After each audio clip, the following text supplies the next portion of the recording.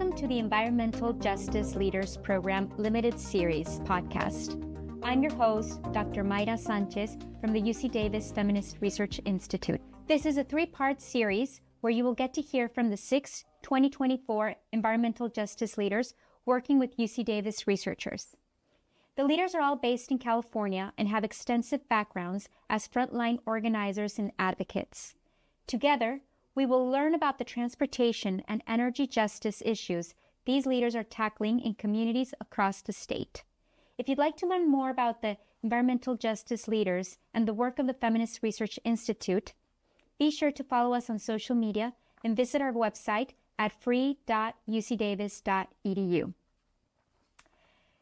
The livability of humans and many other species on this planet is critically endangered by our dominant ways of living.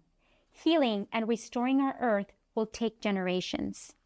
Raising our youth to this endeavor is critical. Today we are joined by Xochitl Cortez. Xochitl is the co-founder and executive director of Frontline Catalysts, an Oakland-based organization dedicated to empowering frontline youth to lead the movement for transformative climate justice. With roots in the Huichol and Cora indigenous lands of Mexico, Xochitl's personal experiences navigating poverty, housing insecurity, and health crises, including her own battle with cancer, have profoundly shaped her understanding of environmental and social injustices. Holding a BA in American Studies with a focus on public health from UC Berkeley and an MBA from Mills College, she has spent over 3 decades advocating for racial, economic, and environmental justice. Through Frontline Catalysts, Xochitl brings a culturally responsive, youth-centered approach to climate justice, emphasizing ethnic studies and place-based education to ensure that communities most impacted by environmental racism lead the fight for justice and systemic change. Well, thank you very much for being here, Xochitl, today. Thank you for having me. So first, before we get into the work that you've been doing with researchers at UC Davis, I'd like you to share with our listeners a little bit about your work with Frontline Catalysts. Absolutely. Frontline Catalysts was born really around, it was during the COVID period. And one of the things that we were noticing, the co-founder and myself, is the mappings of the hotspots of COVID. For most part, Black and Brown folks were in high numbers being affected in Oakland. And the hotspots that we were seeing following in the maps were the same hotspots that we were seeing with redlining. If you layer also the maps of the Environmental Protection Agency around disadvantaged communities, most toxic communities, those 3 maps, if you laid them over one another, looked identical. And those were the communities, our frontline communities, our low-income communities that are being affected by legacy injustices. Because when most youth and many communities of color for the most part think about climate change, it's one of 2 things.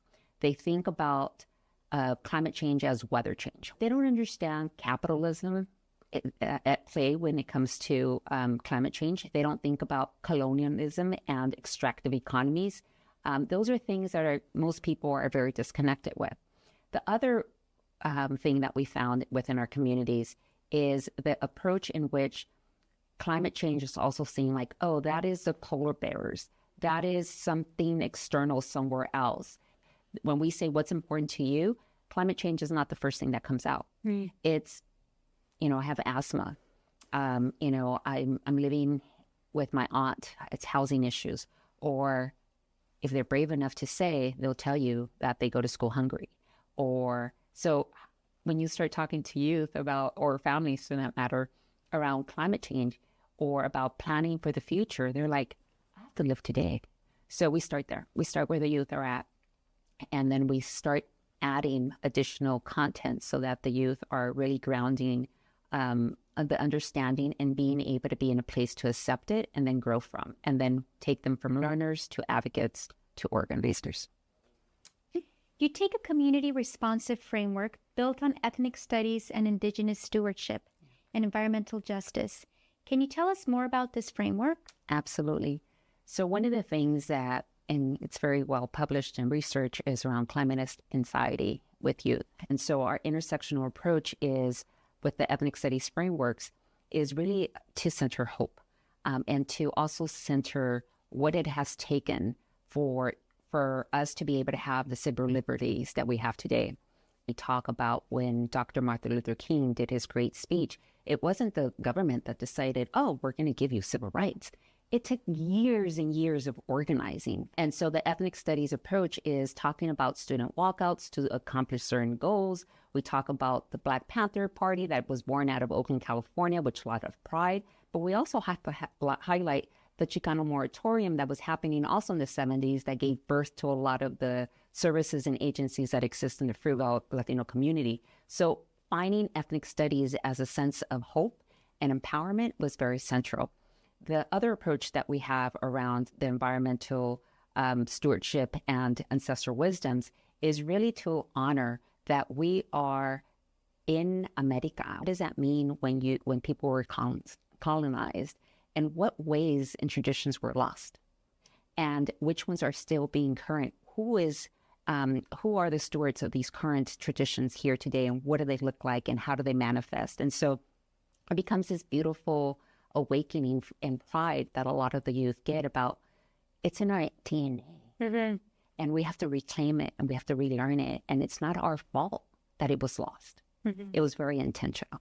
Mm-hmm. And so in that community responsive approach, it's around understanding that interconnectedness. We do talk a lot about Ubuntu and Inlakesh. And these two principles are around being connected into our indigenous wisdoms. It's in our relationships to our sacred grounds, to all the living elements that surround us, that give us air, that give us water, that give us the liberties to be alive. And so the treasures of it all. And so the community responsive approach is integrating not only the youth, but integrating everyone who surrounds the youth. And the youth are leading these conversations, but when it's surrounded by the community of those who are around, it becomes intergenerational. That's beautiful. Yes. And I notice your approach to leadership is based on fostering interconnectedness, mm-hmm. not the self or competition. That's correct. Can you tell us more about how you cultivate the sense of interconnectedness? Absolutely. So in our programs, we're very intentional about starting with the poem, the Inlakesh poem, if I do harm to you, I do harm to myself, or the Ubuntu traditions of Africa, and that is, I am because we are. So we take those elements and we're usually in a classroom or in a room similar to like most. And then we say, okay, we're going to do the same thing, but we're going to go outdoors. And we keep on expanding that environment. And it's around like, okay, what happens? Say this to a tree. Say this to a human. Say this to, and so we just, at first it's like awkward and kids are laughing and, it's like almost feels a little silly. But then afterwards, we sit down, we touch the land. We attempt to be very centered around our environment. Be very sensing. What do you see? What do you hear? What do you smell? Mm-hmm. And really being able to be more connected to the elements. We do take a Pablo Freire outdoor education, popular education. We go and we have a program called Eco Healing, and that starts with eco healing ourselves. Mm-hmm. We can't talk about nature when we are hurting ourselves. And so we do talk about a lot of the issues that surface. And then we talk about, if I'm doing harm to myself, I'm doing harm to you. And then we go through the whole process. And then we break it down. What does that mean? What does it mean when we are cutting trees in our neighborhood? How does that manifest? How does that hurt just not only the tree, but our communities? And so they start thinking about the air quality or the shade that it provides or the fruits that it bears. And so we take field trips into greater, greener spaces and say, why is this? Is it by design? What policies existed? We talk about redlining. And we're like, and what do we have to do to break those cycles? And how is it that we have to then organize and advocate and so forth? I remember a very inspiring and moving poem by a sixth grader who participated in one of your programs that you once shared with us. Could you tell us how you see the youth transform and develop this level of awareness? You know, it's she was really taken by the Loni poem and film that we had shared. She was making connections to the elements, that the water in our rivers is like the blood in our veins, that the trees are like the lungs in our bodies. And so she was making a lot of connections between the natural world and element in our own natural bodies, and how we are not disconnected, and we cannot be disconnected, and we can't survive without that connection. And so this young mom from indigenous community from Guatemala was listening to all of this, and she was making connections to her own community that, you know, her parents had migrated from, and saying how even the language that she has is being threatened the same way our communities and our ways of green spaces are being threatened here. So she was making a lot of comparisons and so forth. But she was very shy. She didn't speak much. And her English was not that great, but her Spanish was a little broken. Mm-hmm. So then I asked her if she spoke another language, and eventually said she spoke Mom. And I was very intrigued, and I was like, wow, how are you going to make sure to have your indigenous language survive? And then she's like, I have to speak it more. And then after that, it was just like embracing who she was. And so when she wrote this poem, she made a salute to 7 generations ahead, which was also Anne-Marie Sayer's comment. She brought it all together, and it was just the most beautiful thing. Would you like me to read the poem? Sure. All right. Environmental racism, canaries in the coal mine, Black and brown youth living on the front lines, the Western value systems built on extraction and wealth, indigenous people focus on Mother Nature and environmental health. The philosophy of Inlakesh, si te hago daño a ti, if I do harm to you, me hago daño a mí mismo, I do harm to myself. We are building a better tomorrow. Next generations can become the best generations because our decisions affect the next 7 generations. Love, rebellion, hope, forged by our hearts, minds, and hands. We will accept no less than clean water, clean air, and clean lands. We are catalysts for change. We are the frontline youth leading the movement for transformative climate. We ask you to join us. She was 11 years old. How do you see youth awakening to this really extended temporality and their responsibility to the church? That's right. So Frontline Catalyst in the just transition framework, when you're thinking about, and this is where we're educating around this extractive economy, meaning that we take beautiful elements and treasures from the land, you know, we say this to youth, and we're teaching them about what is it they're going to be expecting in this corporate world that sometimes we get pulled into, that water companies don't make water. They make plastic, plastic bottled waters, and then they take our natural resource, puts it in a bottle, and then they give it to us at a cost. And at the same time are ruining our environment. It's in plastic, microplastics, taking the youth from learners to advocates to organizers to be thinking about very intentionally about this consumer world that we live in and what is their part. It's a mindset, it's a culture shift, it's a value systems shift, and we talk about systems of care. So yes, our youth go out and they are handling food out into the community. They are part of the community gardens that exist. We are also visiting different community resilient hubs. And what does that mean? Around clean water, around like safe space, medication.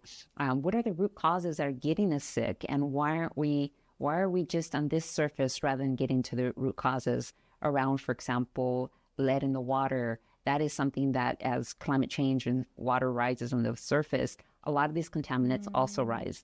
And so they are literally community science eco healers that are learning about today, but how those impacts are going to be even further profound in the future.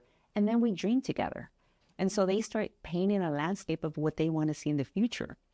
And when they're painting that landscape, they are thinking about housing. They are thinking about economy, not the way it looks like today, but different, local. they are thinking about like more green spaces. We want to attract more eco birds and butterflies, and like it's coming from them. And so when you're able to be in a room where they're already seeing a future, not a doomsday future, but a future that is beautiful, that's where it comes into place. So when we think about 7 generations ahead, it's about starting with one, educating them about like what you do today. When you litter today, what does that impact for tomorrow? What are we teaching for the future communities about like, what does that mean? Where does it end up in our waters? And we literally go with the youth and we do a lot of community science and investigations around like, they're like, oh. And then we'll go to some place like the Marin Highlands into the wash oceans. And we're like, what's the difference? And why do you think that they have garbage cans that are serviceable and they're not broken? Talk about poverty, root causes, crime.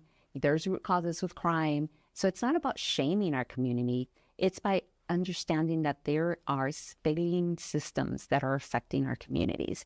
And again, it's not to shame. It's policies that weren't by our communities for our communities. It's by others who are like, you're going to get the waste management in your backyard. You're going to get the water treatment in your backyard. You're going to get, and so we call it our toxic tours. We visit our toxic tours in our communities, and then we're like, why?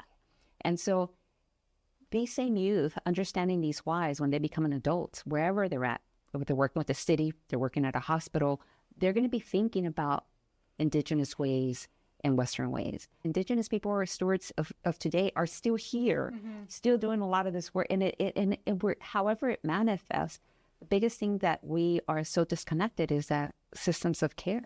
It's about, how we are managing our ecosystem, like economy. The word economy itself, we love sharing it with youth because it's like one of those aha moments.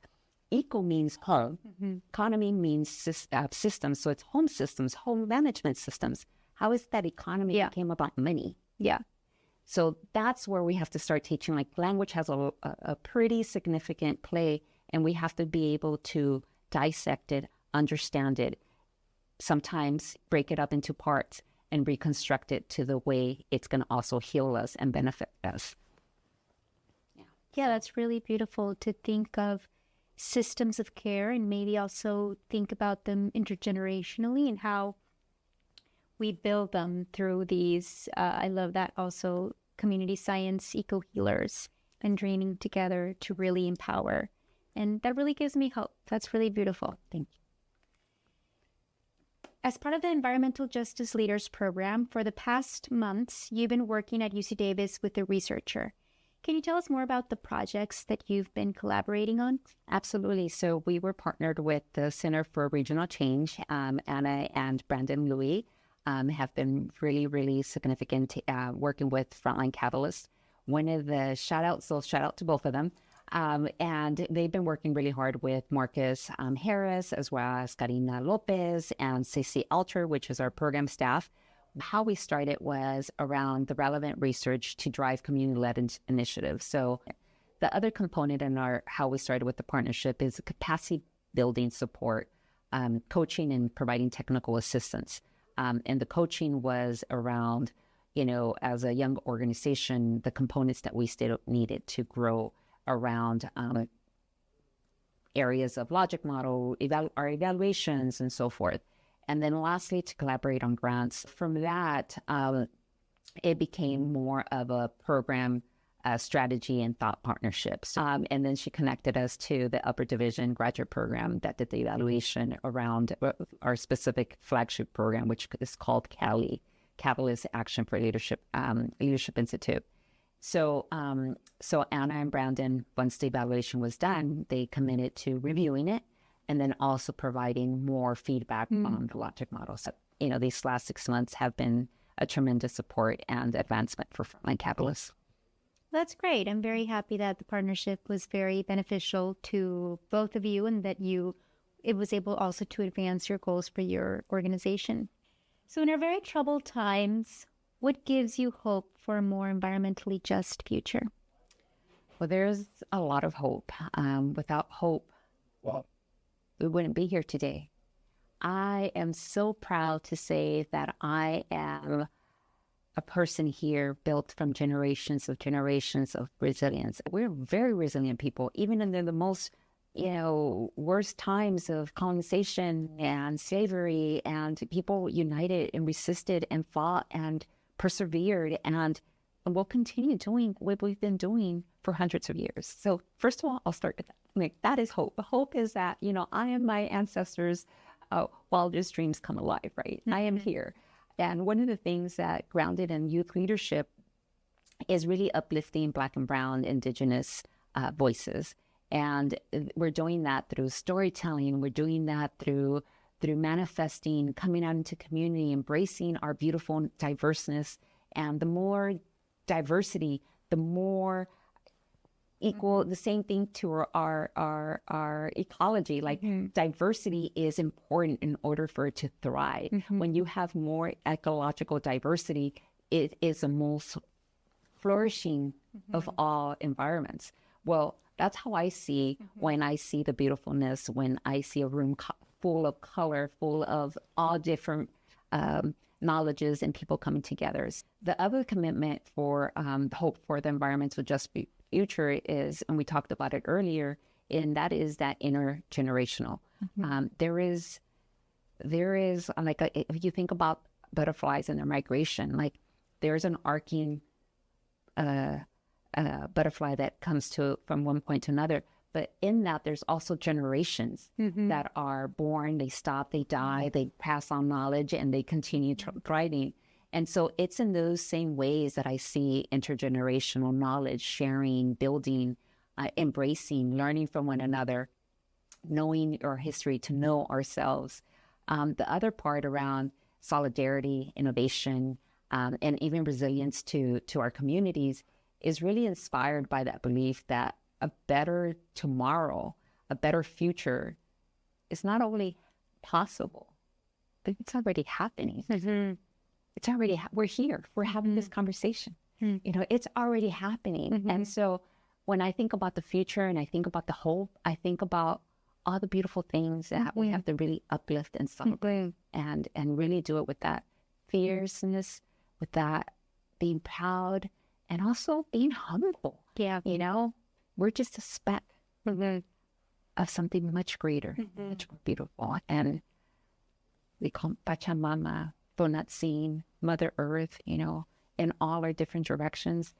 She is giving us an abundance, and it might feel like she's healing, from all this extraction. She's telling us we have to change, we have to shift.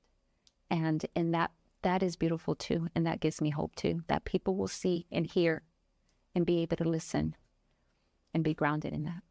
Well, thank you so much. I've really enjoyed this conversation. It's really been beautiful, inspiring, and truly moving. And I hope that our listeners can also connect with opportunities for hope today, here in the present, connecting, knowing that we are connected and that the future is here. So thank you very much. Thank you. And everyone here at the EJ Leadership Program, I must say that the Feminist Research Institute is amazing. I have to do a shout out because I already shared with the center, but also the relationships that we are building with all the EJ leaders, and also with the Institute of Transportation, who has been so amazing in hosting and bringing additional resources. And to you, who is here putting in this room and allowing us to be able to do the storytelling and sharing of information and knowledge. I just want to be just all around for everyone. Thank you so much.